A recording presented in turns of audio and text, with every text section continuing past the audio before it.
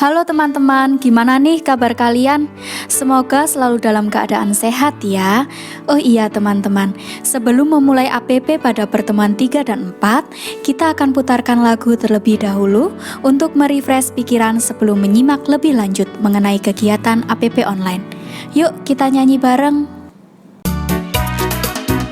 Yesus pokok dan kitalah caranya, tinggallah di dalamnya. Yesus pokok dan kitalah caranya, tinggallah di dalamnya. Yesus pokok dan kitalah caranya, tinggallah di dalamnya. Pastilah kau akan berbuah. Yesus cintaku, ku cinta kau, kau cinta Dia. Yesus cintaku, ku cinta kau, kau cinta Dia. Yesus pokok dan kitalah caranya, tinggallah di dalamnya. Yesus pokok dan kitalah caranya, tinggallah di dalamnya. Yesus pokok dan kitalah caranya, tinggallah di dalamnya. Pastilah kau akan berbuah. Yesus pokok dan kitalah caranya, tinggallah di dalamnya. Yesus pokok dan kitalah caranya, tinggallah di dalamnya. Yesus pokok dan kitalah caranya, tinggallah di dalamnya. Pastilah kau akan berbuah.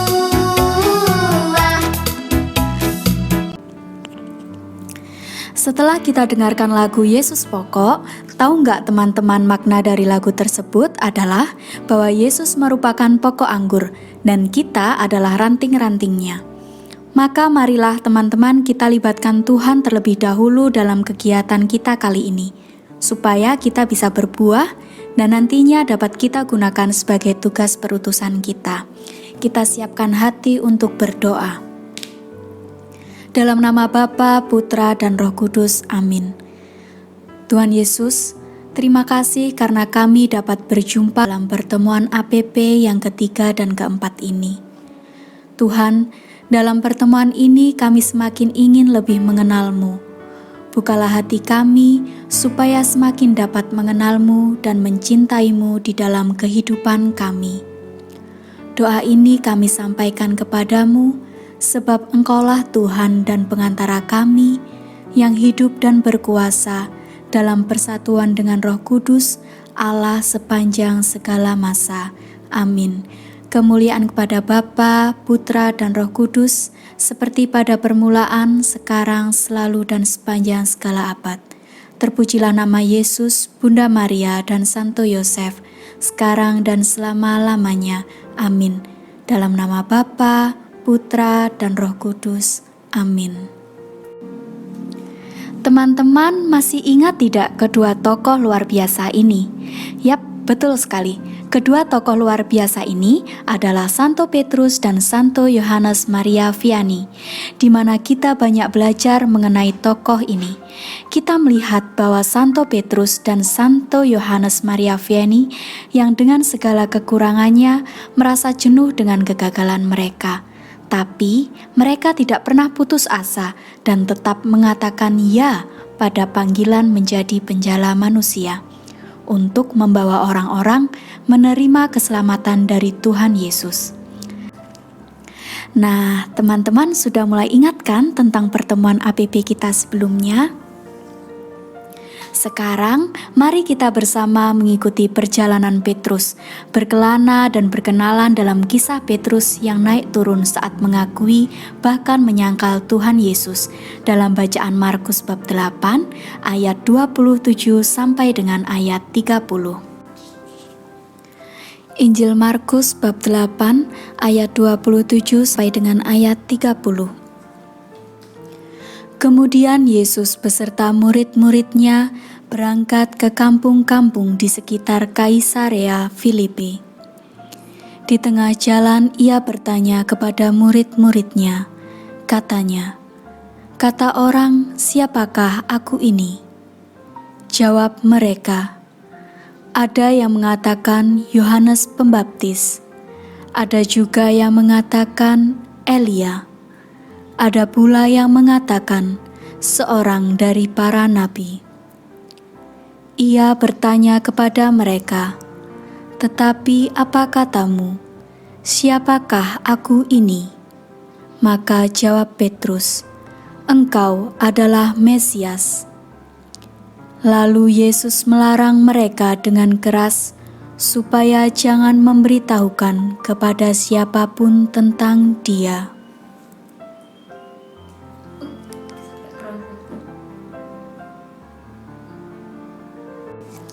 Kita mulai dengan pengakuan Petrus terhadap Yesus dulu yuk. Teman-teman, Petrus sudah cukup lama tinggal bersama Yesus. Ia melihat Yesus melakukan berbagai macam mukjizat. Nah, suatu ketika Yesus dan para muridnya berangkat ke kampung-kampung di Kaisarea Filipi. Ujuk-ujuk di tengah jalan Yesus tanya ke muridnya, "Siapakah aku ini?" Dan Petrus menjawab, "Engkau adalah Mesias."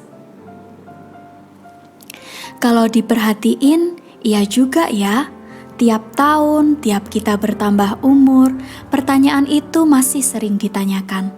Dan kalau boleh dibilang, jawabannya itu variatif sekali.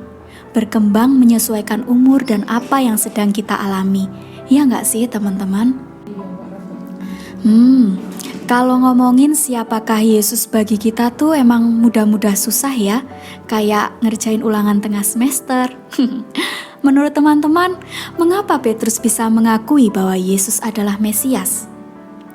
Petrus ternyata memang mengalami sendiri semua pengalaman itu secara nyata, sehingga itu juga yang membantunya untuk dapat mengakui Yesus sebagai Mesias. Nah, sebelum kita mau membahas lagi mengenai siapakah aku bagimu pada pertemuan ini, yuk kita lanjutkan dulu dengan membaca bacaan kitab suci. Nah, sebelum kita mulai membahas lagi mengenai siapakah aku bagimu pada pertemuan ini, yuk kita lanjutkan dulu dengan melihat cerita tentang bacaan kitab suci Injil Markus bab 14 ayat 66 sampai dengan ayat 72.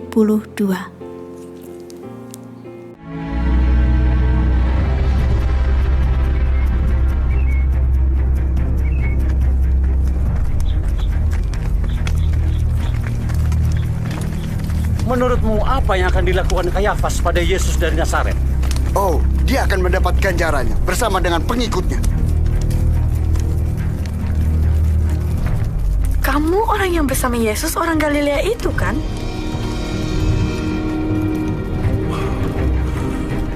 Aku tidak tahu apa yang kamu bicarakan.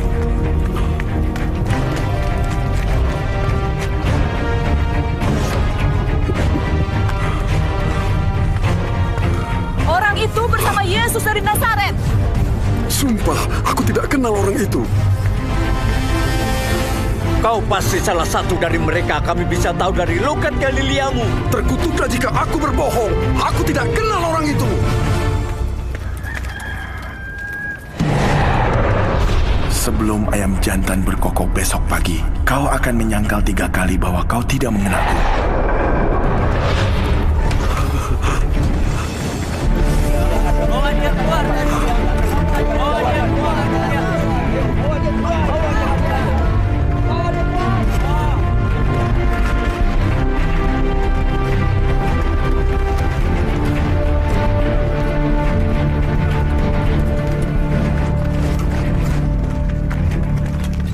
Tris, mereka bawa Yesus kemana? Katanya ke Praetorium. Seorang yang namanya Pontius Pilatus akan menghakimi dia sekarang. Siapa orang itu? Itu Petrus. Ada apa dengannya? Iya, Mungkin kau tahu, sedih karena temannya Yesus ditangkap. Superbook.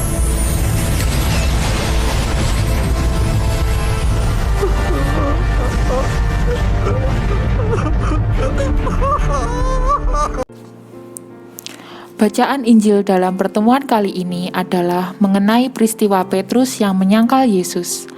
Peristiwa penyangkalan itu terjadi ketika Petrus menjawab pertanyaan seorang hamba perempuan imam besar dan orang-orang yang ada di situ. Petrus tidak mau mengakui bahwa ia bersama dengan Yesus.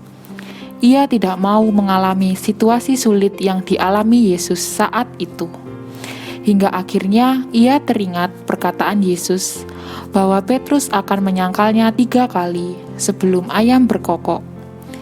Kemudian Petrus menangis terseduh-seduh setelah menyadarinya. Dari kedua ayat yang sudah kita baca dan kita dalami secara pribadi oleh teman-teman, apa sih yang dapat kita jadikan bahan permenungan pribadi? Nah, menurut kalian nih, bagaimana bisa Petrus mengakui Yesus sebagai Mesias? Yap, seperti yang sudah dikulik secara singkat pada bacaan pertama, kita ketahui bahwa Petrus sudah cukup lama tinggal bersama Yesus. Petrus mendengarkan pengajaran-pengajaran Yesus. Petrus juga melihat Yesus melakukan berbagai macam banyak mukjizat, sehingga membantunya untuk dapat mengakui Yesus sebagai Mesias. Kita ini sama seperti Petrus loh teman-teman. Kita juga mengenal Yesus dengan mendengarkan, mengetahui, dan mengalami ajaran Tuhan dalam keseharian kita, melalui kegiatan APP seperti sekarang ini, dengan baca kitab suci dan ajaran gereja. Jadi pasti, kita punya pengalaman pribadi dalam mengenal Tuhan yang sungguh punya kuasa, sehingga pengalaman-pengalaman itulah yang menjadi jawaban dari pertanyaan, siapakah Yesus bagiku? Selanjutnya, pada Injil kedua dijelaskan mengenai peristiwa Petrus yang menyangkal Yesus. Peristiwa penyangkalan itu terjadi ketika Petrus tidak mau mengakui bahwa ia bersama dengan Yesus. Ia tidak mau mengalami situasi sulit yang dialami Yesus saat itu. Hingga akhirnya ia teringat perkataan Yesus bahwa Petrus akan menyangkalnya. Kemudian Petrus menangis terseduh-seduh setelah menyadarinya. Mungkin kita juga pernah mengalami situasi seperti yang Petrus alami. Misalnya nih teman-teman, ketika dihadapkan pada orang yang bertanya, apakah kamu seorang Katolik? Apakah kamu berani membuat tanda salib? Akankah kita juga takut atau malu mengakui seperti yang Petrus lakukan? Jawaban mengenai siapa Yesus bagi kita akan tampak jelas dalam pilihan dan sikap yang kita ambil setiap saat. Bukan hanya dari sekedar kata-kata, melainkan dari setiap perbuatan kita. Mungkin kadang terlintas begini di pikiran dan hati kita. Kira-kira, apakah dalam setiap tindakanku, aku sudah menyatakan bahwa Yesus adalah Tuhanku, yang selalu penuh kasih dan baik hati ya? Atau, apakah aku berani berbuat seperti yang Yesus ajarkan? Sebab Yesus, Bapakku, sahabatku, dan kekasih hatiku. Kita mau renungkan, apakah dalam setiap tindakanku, aku sesungguhnya menyatakan bahwa Yesus adalah Tuhanku, atau bahwa Yesus hanya seorang yang pernah mengajarkan sesuatu yang baik, tetapi kita tidak mau mendengarkan. Meski kita sudah menerima ajaran Tuhan Yesus, namun seringkali kita tetap jatuh ke dalam dosa. Santo Petrus yang pernah secara langsung tinggal dan menyaksikan mukjizat Tuhan pun tidak luput berbuat dosa kepada Tuhan. Kita juga bisa jatuh seperti Petrus yang menyangkal Yesus. Penyangkalan jati diri kita sebagai murid Yesus bisa terjadi dalam bentuk pernyataan langsung maupun dalam sikap sehari-hari yang bertentangan dengan ajaran Tuhan Yesus. Penyangkalan itu menjadi pelanggaran melawan Tuhan dan sesama, dengan kata lain menjadi dosa. Apa sih sebenarnya dosa itu? Dosa adalah pelanggaran melawan Tuhan dan sesama, pelanggaran melawan akal budi, kebenaran, dan hati nurani yang baik. Dalam Katekismus Gereja Katolik, dosa adalah pelanggaran melawan Tuhan dan sesama, pelanggaran melawan akal budi, kebenaran, dan hati nurani yang baik. Dalam Gereja Katolik, Yesus memberikan salah satu sarana keselamatan, yaitu melalui sakramen tobat. Mengapa perlu ke sakramen tobat? Tuhan Yesus menghendaki pengampunan dosa dengan cara demikian. Kita bisa melihatnya dalam Yohanes bab 20 ayat 21 sampai dengan 23. Jika kita ingin memperoleh pengampunan Tuhan, kita perlu datang pada para penerus rasul itu, sebab kuasa mengampuni dosa telah diberikan Kristus kepada mereka. Jadi, marilah kita kembali pada Tuhan dan menerima rahmat pengampunannya sehingga hubungan kita dengan Kristus dapat dipulihkan. Teman-teman, setelah kita mendengarkan mengenai Petrus yang mengakui Yesus, namun akhirnya Petrus pun tetap saja berbuat dosa dengan melakukan penyangkalan terhadap Yesus.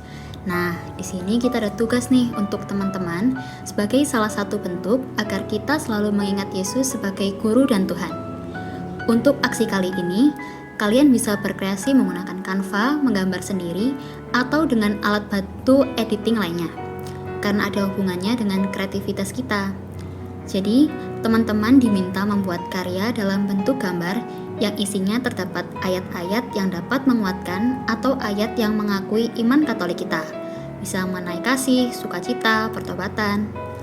Nah, tugas tersebut dapat dikumpulkan ke grup rekat atau dapat dikirim melalui kakak-kakak pendamping. Hasil karya teman-teman nanti akan dipost dalam laman akun Instagram rekat. Jadi, buat kreasi teman-teman seindah, semenarik, dan sekeren mungkin ya. Thank you, Mbak. Teman-teman, sampailah kita pada penghujung pertemuan 3 dan 4 kali ini. Mari kita tutup dengan doa. Dalam nama Bapa dan Putra dan Roh Kudus. Amin. Tuhan Yesus, terima kasih karena kami boleh semakin mengenal-Mu melalui pertemuan pada hari ini. Semoga dalam setiap tindakan kami sehari-hari, kami dapat mengakui Engkau sebagai Tuhan dalam kehidupan. Doa ini kami panjatkan kepadamu, sebab Engkaulah Guru dan Tuhan kami, kini dan sepanjang masa. Amin. Kemuliaan kepada Allah Bapa dan Putra dan Roh Kudus, seperti pada permulaan, sekarang, selalu, dan sepanjang segala abad. Amin. Terpujilah nama Tuhan Yesus, Bunda Maria dan Santo Yosef, sekarang dan selama-lamanya. Amin. Dalam nama Bapa dan Putra dan Roh Kudus. Amin.